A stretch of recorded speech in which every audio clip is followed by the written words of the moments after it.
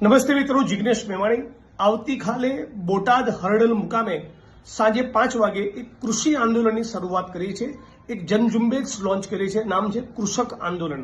મૂળ વાત એવી છે કે આપ સૌ જાણો છો, ગુજરાતમાં છેલ્લા 25-30 વર્ષમાં ખેડૂત ખેતી અને ગામડાઓને કચ્ચર ઘાણ કાઢી નાખવામાં આવ્યું છે।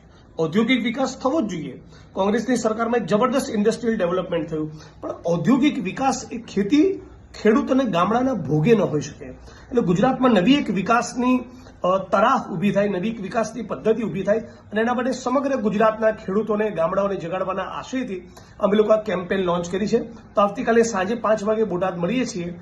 આશય એવો છે કે નગરો અને મહાનગરોમાં જે પ્રમાણેનું ઇન્ફ્રાસ્ટ્રક્ચર અને વિકાસ થયો એ ગામડા સુધી પહોંચે અને ઉદ્યોગ અને વેપારમાં જે પ્રમાણેનો નફો મળે છે એ પ્રમાણેનો નફો ખેડૂતોને અને ખેતીમાંથી થતો થાય તો લાગે છે કે સાચા અર્થમાં ગુજરાત આપણું વાઇબ્રન્ટ અને સ્વર્ણિમ બને।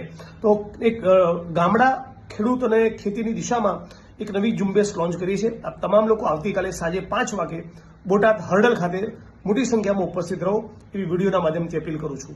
જય કોંગ્રેસ, જય સંવિધાન।